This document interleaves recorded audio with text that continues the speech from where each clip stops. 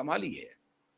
RG Kar case इनके लिए last nail in the coffin जिसको कहते हैं वो बना। आरजीकर केस के बाद से ही पूरा वातावरण ममता बनर्जी के खिलाफ हुआ, लेकिन उस वक्त ना तो ये बागी सांसद कोई जुबान खोल रहे थे, ना तो ये नयने मदीना वाली कुछ बोल रही थी, ना ही ये काकोली घोष कुछ बोल रही थी, ना ही महुआ मोइत्रा तो नहीं ही बोलेगी। कोई जवान नहीं। 11 सांसद, जिस पार्टी में 11-11 सांसद हो, महिला हो, उस पार्टी की सरकार हो, महिला मुख्यमंत्री हो, और वहां पर एक बेटी की इतनी बीभत्स बलात्कार के बाद हत्या कर दी गई हो, और उसमें जो असल जांच है, उसके जो अचल गुनहगार हैं, सिर्फ वो नहीं जो बलात्कारी था, वो तो जेल में है, लेकिन वो जिन्होंने इस पर पर्देदारी की कोशिश की, वो कितने गुनहगार थे। उनके खिलाफ ये 11 सांसद मौन रही, मुख्यमंत्री मौन रही। शर्म आनी चाहिए। महुआ मोइत्रा को शर्म आनी चाहिए। महुआ मोइत्रा राजनीति में कैसे हैं, मैं हैरान हूं। और ये नयन मदीना गाने वाली अभी जो बदल करके इधर आ गई है, मुंह छुपा रही है, शर्मा रही है। शर्म तो पहले आनी चाहिए थी। अभी शर्मा करके वो मास्क लगा रही है, गोगल्स पहन रही है, पटका बांध टोपी पहन रही है कि कोई देखे नहीं, कोई पहचाने नहीं। देखने लायक चेहरा बचा नहीं। सुश्री नयनो मदीना गाने वाली, आपका देखने लायक चेहरा बचा नहीं।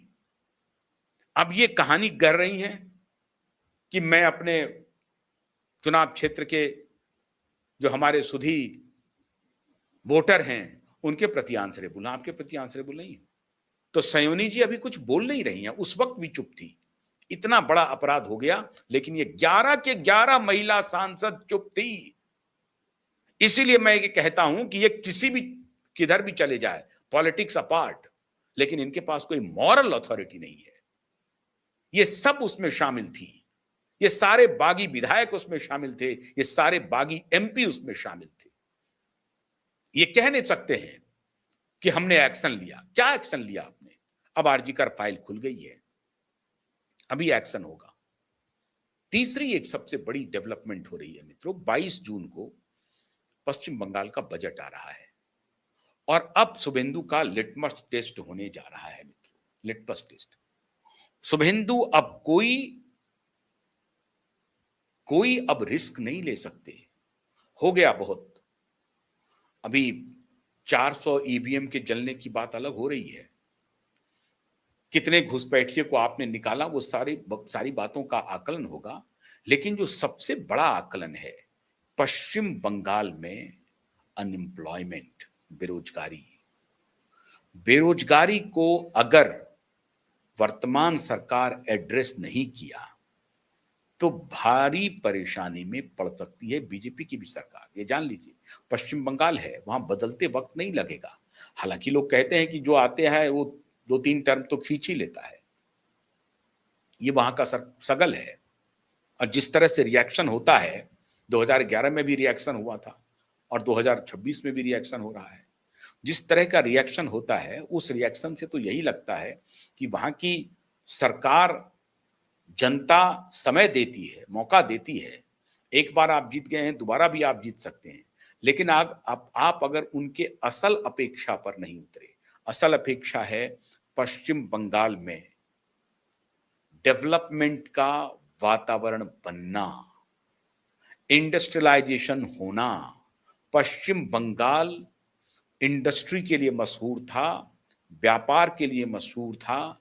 उसकी पुरानी जो थाती थी, उसकी पहली जो साख थी पश्चिम बंगाल की, कि बंगाल पूरे देश को रोटी खिला सकता है, ये छवि थी।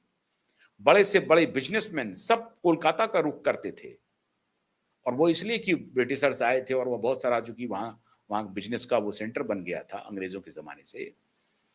तो जो इंडस्ट्रियलाइजेशन पूर्व में रहा पश्चिम बंगाल में, और उसके बाद आजादी के बाद से ही पश्चिम बंगाल धीरे धीरे इंडस्ट्री के मामले में, व्यापार के मामले में धीरे धीरे खत्म होता गया।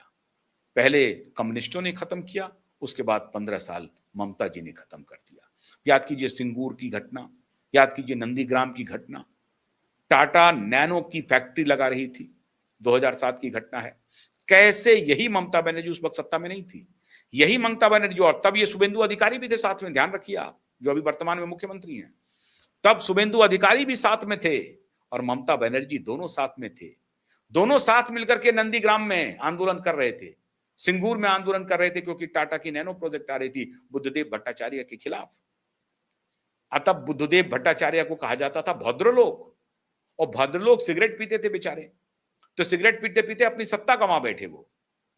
लेकिन आज पश्चिम बंगाल की जनता याद कर रही होगी, वो जैसे ही अपने प्लैंक से बदले, जो कम्युनिस्टों का प्लैंक था मजदूरों के लिए खाली जीते रहना, तो कैपिटल कैसे आएगा, कैपिटल कौन लाएगा, कैपिटलिस्ट लाएगा। अब कैपिटलिस्ट के खिलाफ आप खड़े हैं। तो बुद्धदेव भट्टाचार्य ने अपनी फिलॉसफी से थोड़ा परिवर्तन किया, अपनी पार्टी के फिलॉसफी में परिवर्तन किया और इंडस्ट्री लाने के बारे में थोड़ा बहुत विचार ही करना शुरू किया। उनके पार्टी ने ही बगावत कर दी, और उस बगावत को, जो कि कम्युनिस्ट की बगावत होनी चाहिए थी, उस बगावत को हाथों हाथ ले लिया ममता बनर्जी ने। मतलब ममता बनर्जी रियल कम्युनिस्ट हो गई। सिंगूर और नंदीग्राम में खून की नदी बह गई, एक प्रकार से समझिए, गोलीकांड हो गया, कितने लोग मारे गए वहां पे, बवाल खड़ा करवा दिया, यही ममता बनर्जी थी। और आखिर में टाटा ने क्या किया, टाटा ने जमीन का 4 गुना कीमत देने की बात की, परिवार को नौकरी देने की बात की, पूरा परिवार वहां ठीक हो सकता था, किसानों की जो जमीन ली जा रही थी उनको सही मुआवजा मिल रहा था। और ऐसा तो नहीं था कि पूरे पश्चिम बंगाल में टाटा की नैनो फैक्ट्री लग रही थी, किसी एक इलाके में लग रही थी। अगर वहां पर वो फैक्ट्री तब आ गई होती, हालांकि वो नैनो फेल हो गई, लेकिन अगर वो फैक्ट्री वहां पर आ गई होती तो वो फैक्ट्री उठ करके गुजरात नहीं गई होती। आपने वहां से भगा दिया। नरेंद्र बाबू उस वक्त मुख्यमंत्री थे गुजरात के, उन्होंने पलक पावड़े बिछा दिया, रेड कारपेट बिछा दिया, और फिर टाटा पहुंच गई गुजरात, और फिर तो फिर हिस्ट्री है। आज वहां से नैनो भी बन रहा, नैनो तो बंद हो गया, लेकिन टाटा की मैन्युफैक्चरिंग यूनिट लग गई, वहां कारें बन रही हैं गुजरात में, हजारों लोगों को रोजगार मिल रहा है वहां पे, हजारों लोग डिपेंडेंट हो रहे हैं, सैकड़ों रोजगार हैं, हजारों डिपेंडेंट हैं, एक पूरा इंडस्ट्रियल वातावरण बन गया। टाटा जैसी कंपनी बने, अपना वहां पर प्रोजेक्ट लगा दिया। फर्ज कीजिए कि अगर 2007-8 में टाटा की फैक्ट्री पश्चिम बंगाल में लग गई होती, तो आज पश्चिम बंगाल की सूरत क्या होती।